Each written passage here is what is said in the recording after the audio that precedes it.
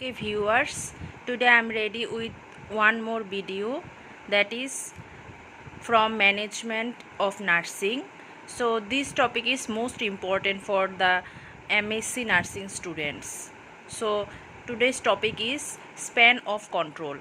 So span of control is the number of staff members that report to a manager. A higher number of reports per manager results in a flatter organizational structure and fewer opportunities for promotion.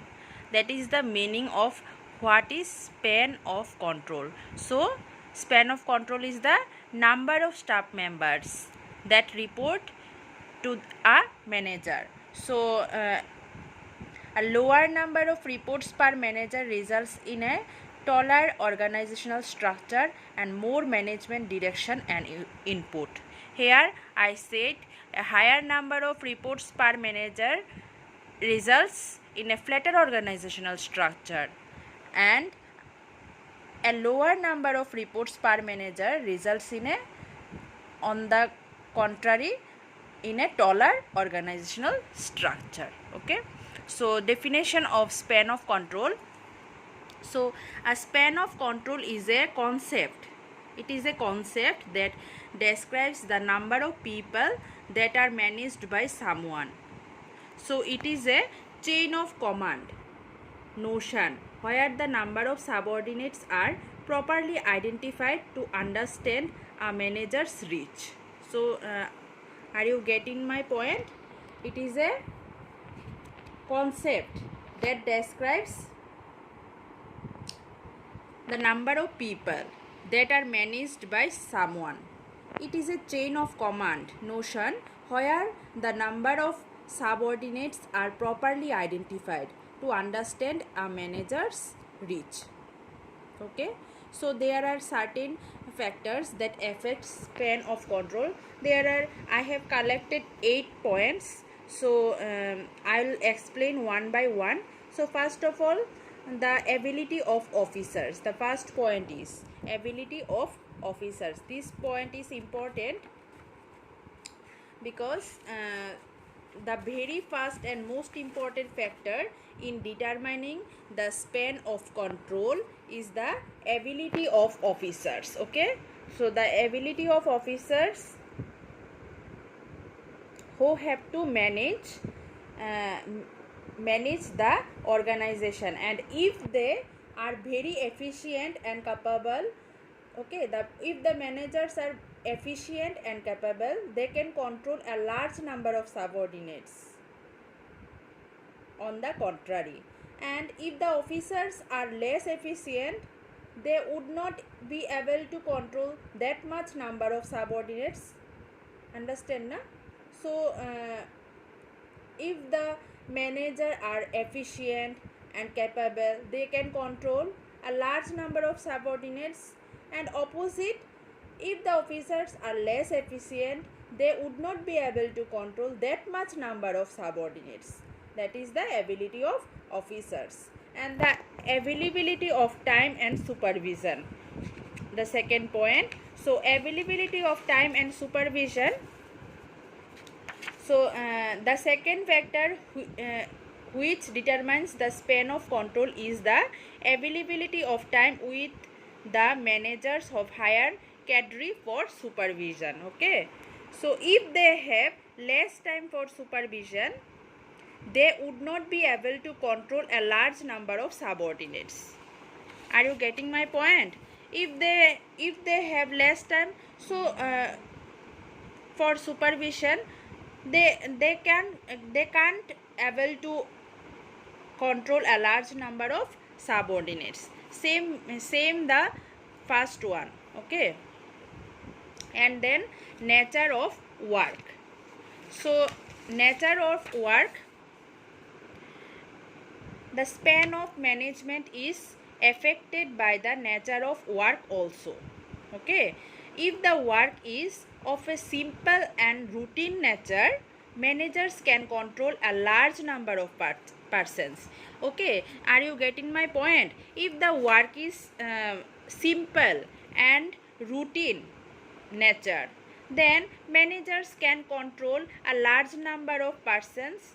And on the contrary, if the work is more complicated, managers cannot have effective control over a small number of employees only. Okay, so third point, are you clear with the point? And fourthly is plans for the enterprise.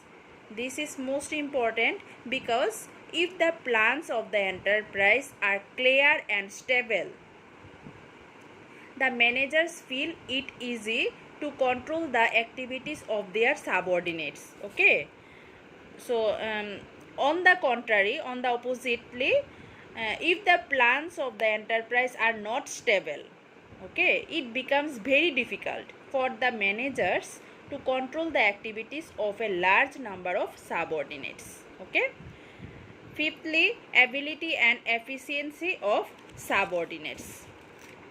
So a very important factor affecting the span of management is the ability, efficiency and willingness of subordinates. Okay, if the subordinates are able and efficient and they are willing to coordinate with their higher officers, managers can control a large number of subordinates. Okay, and then techniques of control. Okay, sixth point is techniques of control. So the span of control depends upon the techniques of control also. If the techniques of control effective, the managers can control a large number of subordinates. On the contrary, it is the technique of individual supervision used. The managers will not be able to maintain effective control of all the employees. Okay, it's clear? Next point is degree of decentralization. Okay, so it is most important point in span of control, because if there is an adequate decentralization of power in the enterprise, the managers can control a large number of subordinates, because their burden of work will be light. And on the contrary, if the centralization is not so much adopted, managers will be able to have effective control over as a small number of subordinates only. The last point is service of experts. So service of experts, it implies if the service of experts is available in an enterprise, the number of subordinates under the control of one official may be more, and if the services of experts not available in the enterprise, the number of subordinates under the control of one officer will be limited. Are you getting my point? So next will be types of span of control. So there are two types. The first point is narrow span of control and wide span of control. Okay, so narrow span of control refers to a structure with few employees reporting to a manager. Narrow means few. Okay, so few employees reporting to a manager. And a narrow span of control refers to a structure with few employees reporting to the manager. So wide, on the contrary, wide means large number of subordinates. There will be, this means a single manager, okay, or supervisor oversees a large number of subordinates. Okay, this gives a rise to a flat structure. Boxes define the level of managers or subordinates, like I am showing.